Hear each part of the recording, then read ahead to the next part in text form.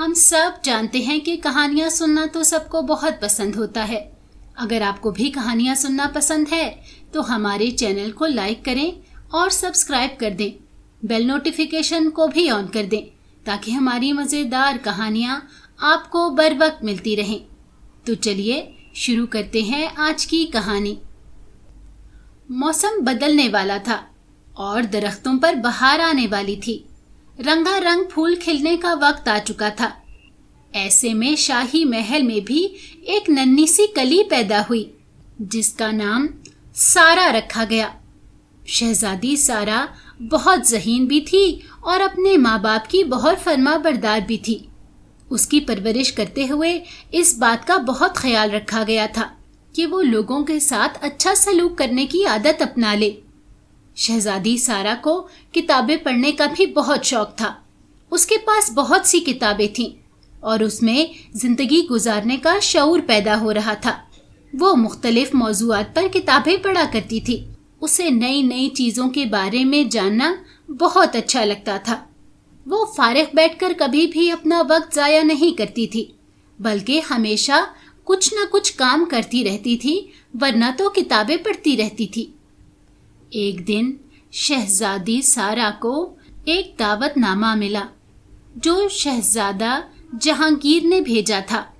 اس کی سالگرہ کی تقریب تھی اور اس کے پڑوس کی تمام ریاستوں کی شہزادیوں کو بلایا گیا تھا اور وہ اپنے اپنے لیے بہت بہترین ملبوسات منتخب کر رہی تھیں اور تحائف بھی ایسے دینا چاہتی تھیں جو کسی نے بھی نہ دیے ہوں۔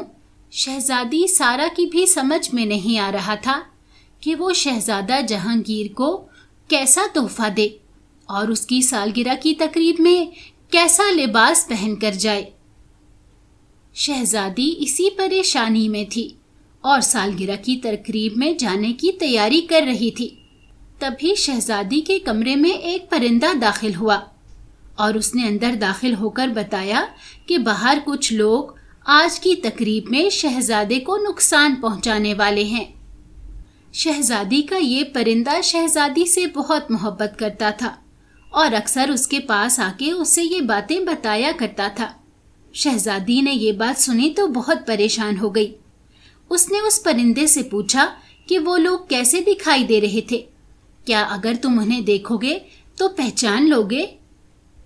تبھی پرندہ اسے بتانے لگا کہ میں انہیں دیکھ نہیں سکا کیونکہ انہوں نے اپنے چہرے ڈھانپ رکھے تھے اور وہ مجھے صحیح سے نظر نہیں آ سکے۔ شام کو شاید وہ کوئی بھیس بدل کر آئیں۔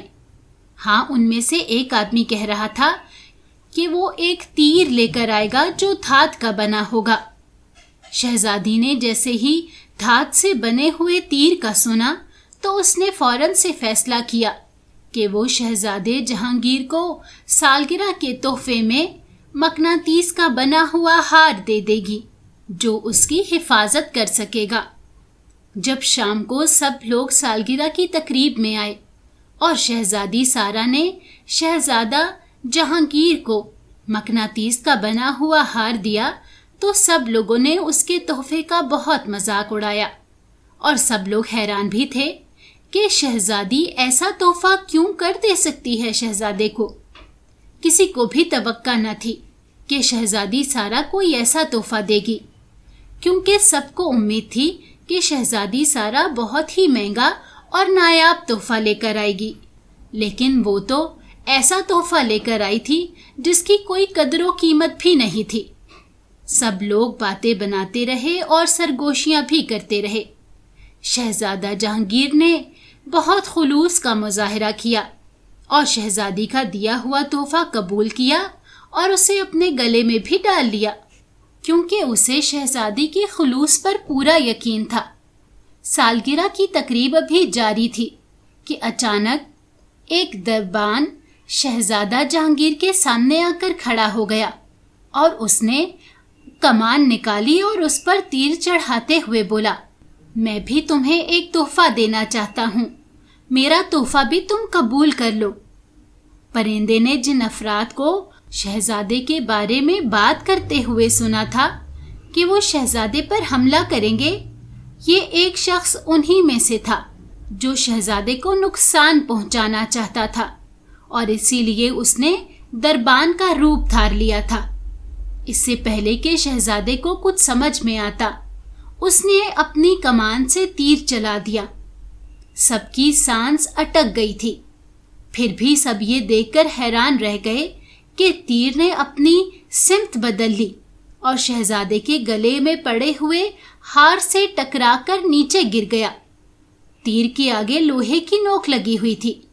मकनातीसी हार ने तीर को अपनी तरफ खींच लिया। ये सारा माजरा देखकर शाही मुहाफिज और सारे दरबान दौड़कर सामने आए और उन्होंने उस दरबान को गिरफ्तार कर लिया जिसने शहजादे पर हमला किया था। शहजादा जहांगीर ने शहजादी सारा का बहुत शुक्रिया अदा किया, जिसके दिए हुए तोहफे की वजह से उसकी जान बच गई थी। हालांकि वो तोहफा बिल्कुल बेकीमत लग रहा था, लेकिन वो तो बहुत अनमोल तोहफा था। शहजादी सारा कहने लगी कि हर हाल में मदद तो सिर्फ अल्लाह ताला की तरफ से ही आती है। मैंने तो बस आपकी मदद करने की छोटी सी कोशिश की है। जो लोग ये अजीबो गरीब तोहफा देने पर इतनी बातें बना रहे थे, अब वो शर्मिंदा हो रहे थे और शहजादी की समझदारी को सराह रहे थे, जिसकी वजह से शहजादे की जान बच गई थी। बरसों बाद जब शहजादा जहांगीर जवान हुआ तो उसने अक्लमंदी और दानिशमंदी से एक फैसला किया, और वो फैसला ये था कि उसने शहजादी सारा से शादी का फैसला किया था। यूं शहजादी सारा एक नहीं बल्कि 2 मुल्कों की मलका बन गई थी। आइए चलते हैं आज की दूसरी कहानी की जानिब। एक दफा का जिक्र है कि किसी शहर में एक लड़का रहता था जिसका नाम शाहिद था। वो 10वीं जमात का तालिब इल्म था। उसके वालिद बीमार थे।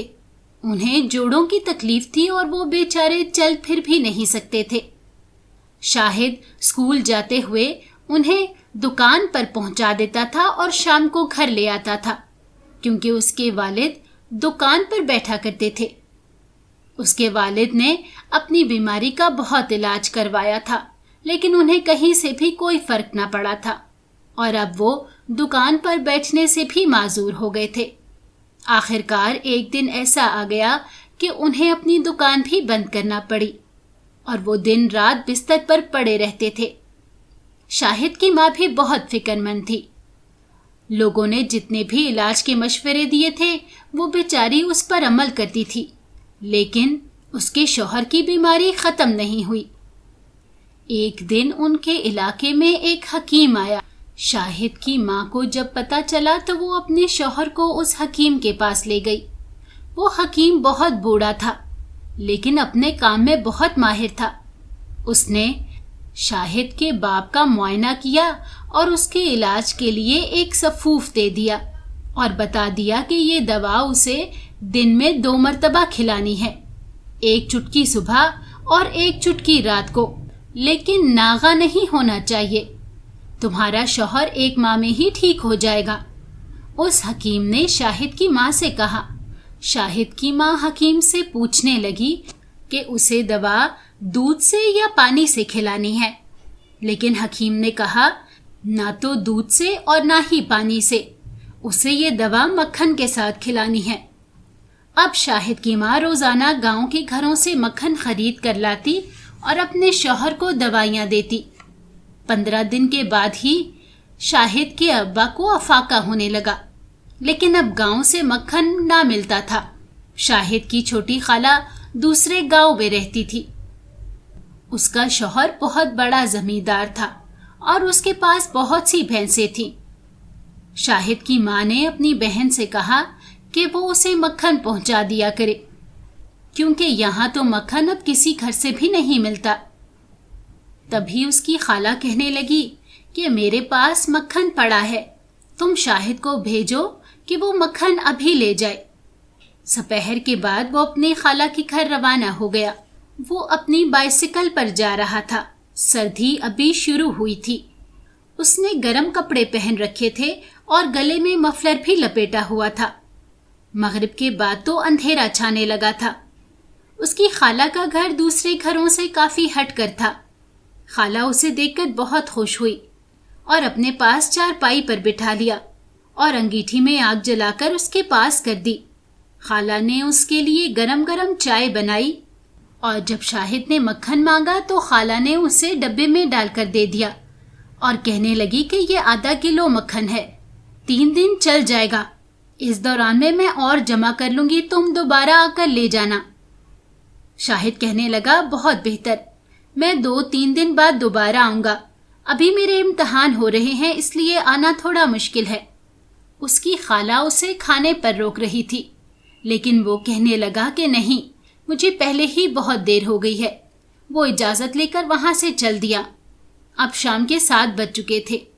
सब लोग सर्दी की वजह से घरों में आराम कर रहे थे और शाहिद साइकिल चलाता हुआ घर की जानिब जा रहा था।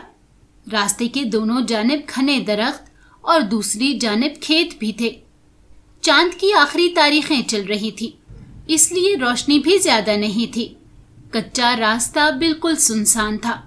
अचानक से शाहिद ने एक औरत को देखा। वो औरत कमर झुकाए आहिस्ता आहिस्ता चल रही थी। तभी शाहिद कहने लगा कि खाला थोड़ा रास्ता दे दें। उस औरत ने सर पर एक गठरी रखी हुई थी। वो शाहिद की तरफ पलटी तो उसके सफेद बाल नजर आने लगे और बुढ़ापे की वजह से उसकी कमर झुक गई थी। तभी वो कहने लगी कि बेटा, मैं जरा कम सुनती हूँ, बुढ़ापे ने मुझे कमजोर कर दिया है। शाहिद को उस पर बहुत तरस आया। तभी वो कहने लगा कि आप इतनी सर्दी में इस वक्त कहाँ जा रही हो? तभी वो कहने लगी कि यहाँ मेरी बेटी ब्याही हुई है। अब मैं अपने घर जा रही हूँ क्योंकि मैं उससे मिलने आई थी। इस गठरी के बोझ से मुझसे चला नहीं जा रहा। शाहिद कहने लगा कि अगर आप ये गठरी नहीं उठा सकती थी तो इससे आप अपनी बेटी के पास ही छोड़ आती। तभी वो औरत कहने लगी कि मेरी बेटी ने मेरे मना करने के बावजूद ये गुड़ दे दिया है। तुमने कहाँ जाना है? बुढ़िया ने कहा। शाहिद उसे बताने लगा कि वो अपने घर जा रहा है जो कुछ ही दूर है। तभी वो कहने लगी कि मुझे भी ले चलो, तुम्हारा एहसान होगा। मैं पीछे बैठ जाऊंगी और ये गठरी गोद में रख लूंगी। शाहिद ने उसे बैठने में मदद की और उसकी गुड़ की गठरी को अपनी गोद में रख लिया। तभी वो कहने लगी कि बेटा, आहिस्ता चलाना, कहीं मैं गिर ना जाऊं। शाहिद अब आहिस्ता रफ्तार से साइकिल चला रहा था। उसे हैरत हुई कि साइकिल पर बुढ़िया का वजन महसूस ही नहीं हो रहा था। लग रहा था कि बुढ़िया तो इस पर बैठी ही ना हो। उसने आहिस्ता से पीछे देखा तो बुढ़िया तो साइकिल पर बैठी हुई थी और गुड़ की वजह से उसका थोड़ा सा वजन महसूस हो रहा था। शाहिद हैरान हो रहा था कि इतनी सर्दी में इस सुनसान सड़क पर चलना आसान नहीं है। ये बुढ़िया कोई आम औरत नहीं लगती। तभी वो कहने लगा कि अम्मा, क्या तुम्हें सर्दी नहीं लगती? बुढ़िया ने कोई जवाब न दिया। शाहिद ने जब सर पीछे घुमाकर देखा तो उसे शदीद खौफ का एक झटका लगा, क्योंकि बुढ़िया साइकिल पर से गायब थी और सिर्फ गठड़ी पड़ी थी। बुढ़िया को गायब देखकर शाहिद के तो हाथ पांव फूल गए और सीने में दिल जोर जोर से धड़कने लगा। उसने साइकिल को रोका और उतरकर पीछे देखने लगा कि कहीं बुढ़िया पीछे गिर न गई हो, लेकिन वो वहां मौजूद ही नहीं थी। अभी वो सोच रहा था कि वो क्या करे। रास्ते में बुढ़िया ना जाने साइकिल से कहां चली गई और उसकी कोई आवाज भी सुनाई न दी और उसकी गठरी रखी हुई थी। अब शाहिद सोच रहा था कि वो क्या करे। कितनी देर वो खड़ा रहा, लेकिन सर्दी से उसकी टांगें कांपने लगी। न जाने वो बुढ़िया कौन थी और कहां चली गई और अपनी गठरी को भी यहां छोड़ गई है। न जाने इसमें क्या है। तभी वो सोचने लगा कि अगर वो इसे घर ले जाए तो कल दिन में आकर बुढ़िया को पहुंचा देगा। अभी वो ये सोच ही रहा था कि उसे अपने पीछे किसी की मौजूदगी का एहसास हुआ। उसने देखा तो वो पूरे सरार सी बुढ़िया 2 कदम फासले पर मौजूद थी। तभी शाहिद कहने लगा कि अम्मा, तुम कहाँ चली गई थी? बुढ़िया कहने लगी, बस कुछ नहीं, मेरा कुछ काम था। मेरा घर यहाँ करीब ही है, चलो जल्दी चलो। उसने बुढ़िया को दोबारा साइकिल पर बिठाया और वहां से चल पड़ा। वो उसे रास्ता बताने लगी कि अब दाएं तरफ मुड़ जाओ, मेरा घर उस तरफ है। दरख्तों के दरमियान से एक तंग सा रास्ता जा रहा था। शाहिद ने अपनी साइकिल को उस रास्ते पर मोड़ दिया। दोनों तरफ खेत थे। थोड़ी दूर आकर खेत खत्म हो गए और फिर वहां कब्रें दिखाई देने लगी। अब तो शाहिद बहुत खौफजदा हो गया, क्योंकि दूर दूर तक आबादी का कोई निशान नहीं था। तभी वो कहने लगा कि अम्मा, तुम अपने घर का रास्ता भूल तो नहीं गई? क्योंकि यहाँ तो कोई भी आबादी नहीं है, यहाँ पर कोई घर नजर नहीं आ रहा। तभी बुढ़िया कहने लगी, नहीं नहीं, घर जरा आगे है। शाहिद बेटा, तुम चलो, मैं तुम्हें रास्ता बताती हूँ। तभी शाहिद कहने लगा कि आपको मेरे नाम का कैसे पता चला? तभी बुढ़िया कहने लगी, अभी तुमने ही तो रास्ते में बताया था कि तुम्हारा बाप बीमार है और तुम उसके लिए मक्खन लेने जा रहे थे। अब तो शाहिद का दिमाग माऊफ होने लगा। उसे अच्छी तरह याद था कि उसने बुढ़िया को कुछ नहीं बताया था। तभी वो कहने लगा कि अम्मा, तुम मेहरबानी करो, यहाँ से आगे खुद चली जाओ, मुझे देर हो रही है। तभी वो कहने लगी, मैं तो चली जाऊंगी बेटा, मगर तुम कैसे जाओगे? मुझे लगता है तुम्हारी साइकिल का पिछला टायर पंचर है, उसमें हवा नहीं है। ये सुनकर तो शाहिद फिक्रमंद हो गया। उसने जब चेक किया तो वाकई टायर में हवा नहीं थी। वो हैरान हुआ कि इसे पता क्यों नहीं चला। तभी वो बुढ़िया कहने लगी, तुम फिक्र मत करो, मेरे घर में मेरे शौहर का एक पंप रखा हुआ है जो पंचर लगाने के काम आता है। तुम उससे अपनी साइकिल को पंचर लगा लेना। अब मजबूरी में उसने बुढ़िया के घर तक जाने का फैसला कर लिया। अब वो पैदल ही रवाना हो गए। बुढ़िया उसके साथ आहिस्ता आहिस्ता चल रही थी। बुढ़िया का घर तो कहीं भी नजर नहीं आ रहा था, क्योंकि दोनों तरफ कब्रिस्तान फैला हुआ था। शाहिद दोबारा से पूछने लगा कि अम्मा, तुम्हारा घर कहाँ है? मेरा तो सर्दी से बुरा हाल हो रहा है। जब उसने देखा तो वो बुढ़िया एक मर्तबा फिर गायब थी। अब तो शाहिद बहुत डर गया। उसने साइकिल पर नजर डाली तो इस बार गठड़ी भी गायब थी। तभी वो आवाजें देने लगा कि अम्मा, तुम कहाँ हो? तभी उसकी आवाज आई कि इधर दरख्तों की तरफ आ जाओ, यहीं पर मेरा घर है। शाहिद ने आवाज की सिमत की तरफ देखा तो वहां दरख्तों का एक झुंड था और उसके आसपास कब्रें मौजूद थीं। शाहिद कहने लगा, लेकिन यहाँ तो दरख्त हैं। वो सहम गया था। उन्हीं दरख्तों के दरमियान में मेरा घर है, जल्दी से आ जाओ और अपनी साइकिल को खड़ा कर दो। बुढ़िया की आवाज आई। अब तो शाहिद का दिल चाहा कि वो वहां से भाग जाए, लेकिन उसकी साइकिल नाकारा थी, वो उसे ले जा नहीं सकता था। बुढ़िया के गायब होने से शाहिद के जहन पर दहशत सवार हो गई थी और उसके कदम खौफ से लड़खड़ा रहे थे। वो कब्रों से बचते बचते आगे चलने लगा। घनी शाखों की वजह से सितारों की रोशनी भी नहीं पहुंच रही थी। वो दरख्तों के करीब पहुंच गया। दरख्तों के दूसरी जानिब किसी चराग की हल्की सी रोशनी महसूस हुई। वो चराग उस बुढ़िया के घर में जल रहा था। दरख्तों से गुजरकर वो जब दूसरी तरफ पहुंचा तो उसकी चीख निकल गई, क्योंकि उस तरफ एक बुलंद तावीज वाली कब्र थी और उसके सिरहाने सरसों का तेल का चराग जल रहा था। बुढ़िया कहने लगी कि जल्दी से अंदर आ जाओ, और वो ये बात कब्र के अंदर से कह रही थी। कब्र में से आती बुढ़िया की आवाज सुनकर तो शाहिद के हवास मुअत्तल हो गए। वहां कोई मकान नहीं था, तो वो हैरान था कि बुढ़िया इस कब्र में रहती है। तुम कहाँ हो अम्मा? शाहिद के मुंह से ये अल्फाज निकले। तभी वो कहने लगी, इस घर में जिसके बाहर चराग जल रहा है। ये तो कब्र है, उसने कांपते हुए कहा। कब्र तो बाहर से है, अंदर से तो बहुत पुरसकून घर है। तुम डरो मत, लाओ अपना हाथ मुझे दे दो।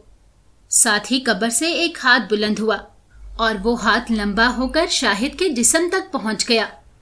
उसकी चीख निकल गई। बुढ़िया का झुर्रियों भरा हाथ, शाहिद ने इतना लंबा हाथ पहले कभी नहीं देखा था। उसने जल्दी से अपना बाजू पीछे किया तो उसने उसकी कलाई पकड़ना चाही। अब तो शाहिद पीछे होकर भागने लगा। अब उसे अपनी साइकिल का होश भी नहीं रहा था। भागते भागते उसे पीछे देखने की हिम्मत भी ना हो रही थी। तभी बुढ़िया की एक जोरदार आवाज सुनाई दी कि अपनी साइकिल को यहां से ले जाओ। बुढ़िया ने कब्र की तरफ इशारा करते हुए कहा, मैंने तुम्हारी साइकिल में पंचर लगाकर हवा भर दी है। तभी उसे एक ढांचा नजर आया जो बुढ़िया के साथ खड़ा था, और शाहिद ने जब ये पूछा कि ये कौन है, तो वो कहने लगी, ये मेरा मुर्दा शौहर है। ढांचे को देखते ही शाहिद के हवास बिल्कुल ही खत्म हो गए और वो बेहोश होकर जमीन पर गिर गया। उसके बाद उसे कोई होश नहीं था।